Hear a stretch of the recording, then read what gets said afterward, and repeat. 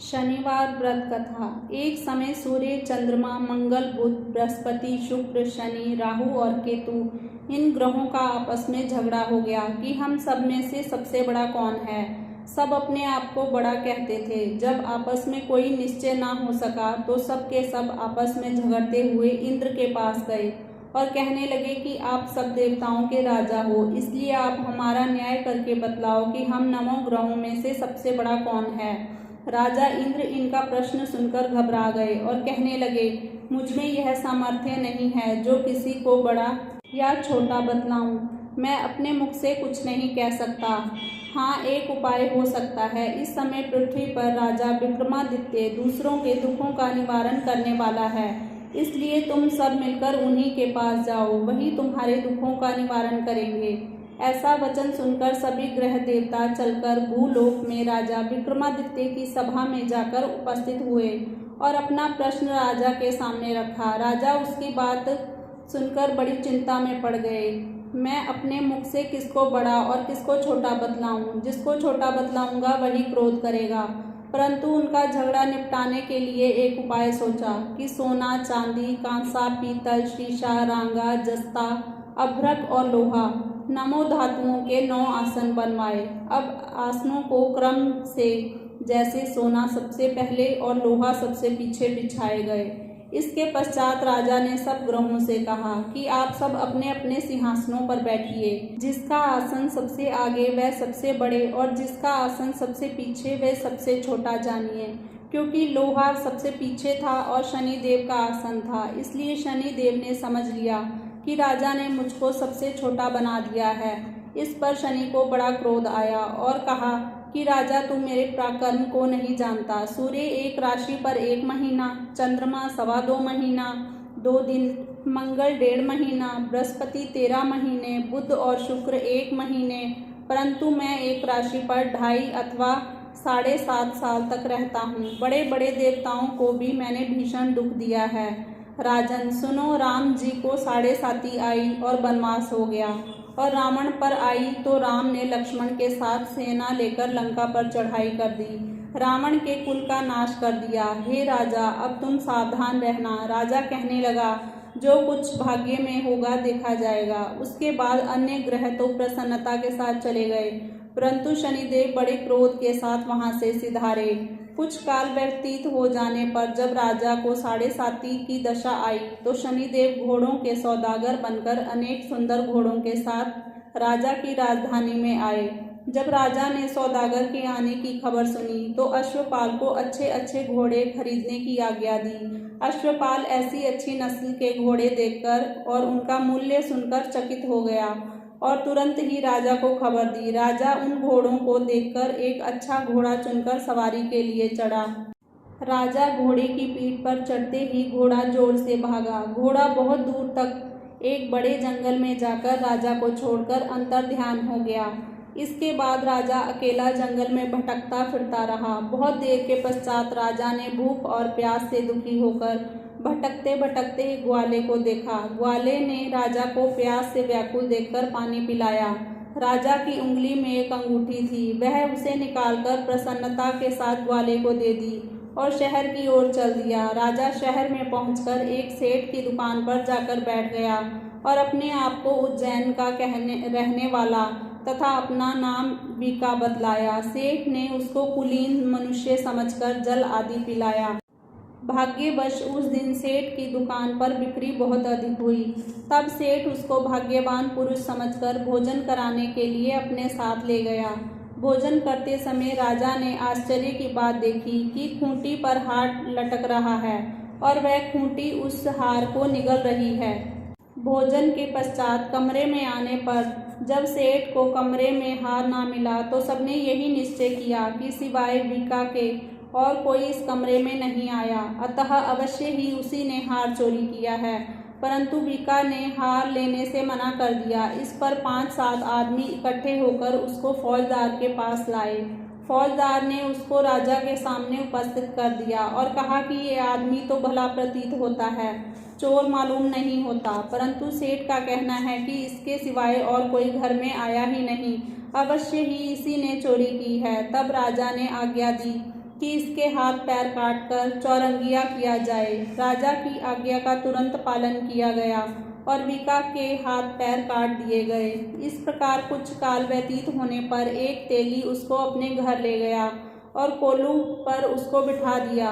विका उस पर बैठा हुआ जबान से बैल हाँकता रहता। शनि की दशा समाप्त हो गई और एक रात को वर्षा ऋतु के समय वह मल्हार राग गाने लगा। उसका राग सुनकर उस शहर के राजा की कन्या उस राग पर मोहित हो गई और दासी को खबर लाने को भेजा कि शहर में कौन गा रहा है।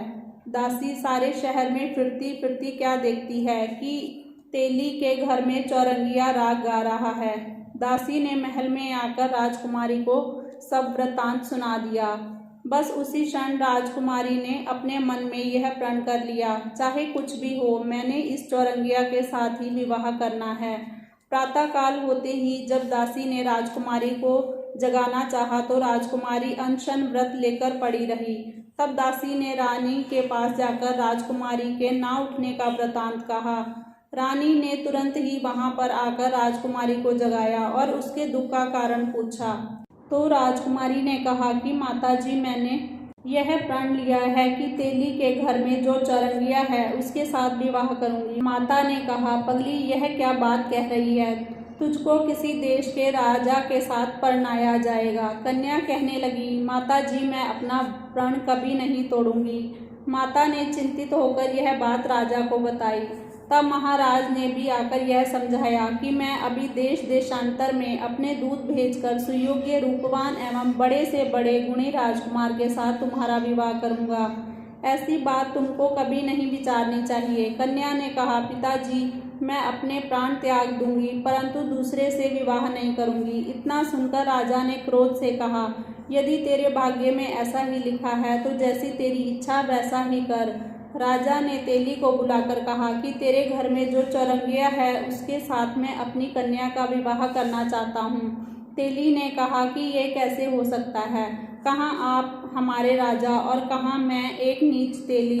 परंतु राजा ने कहा कि भाग्य के लिखे को कोई नहीं टाल सकता। अपने घर जाकर विवाह की तैयारी करो। राजा ने उसी समय तोरण और बंधनवार लगवाकर अपनी राजकुमारी का विवाह चौरंगिया विक्रमादित्य के साथ कर दिया। रात्रि को जब विक्रमादित्य और राजकुमारी महल में सोए तो आधी रात के समय शनिदेव ने विक्रमादित्य को स्वप्न दिया और राजा से कहा, राजा को मुझको छोटा बतलाकर तुमने कितना दुख उठाया। राजा ने क्षमा मांगी। शनिदेव ने प्रसन्न होकर विक्रमादित्य को हाथ पैर दिए।